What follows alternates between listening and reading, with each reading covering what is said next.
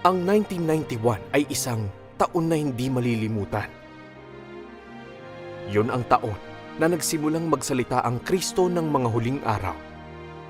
Yun ang taon na nagbukas ng daan para sa gawain ng paghatol simula sa bahay ng Diyos.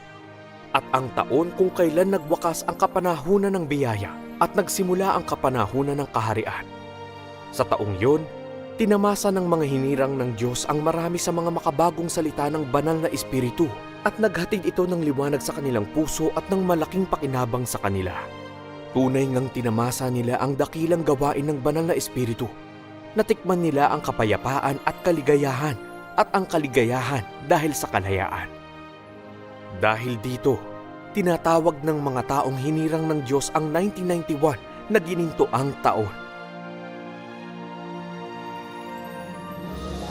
Mula 11 ng Pebrero hanggang katapusan ng Nobyembre 1991, bumigkas ang anak ng tao ng 120 pahayag na nakatalang lahat sa mga pagbigkas ni Kristo sa pasimula sa ang salita ay nagpapakita sa katawang tao.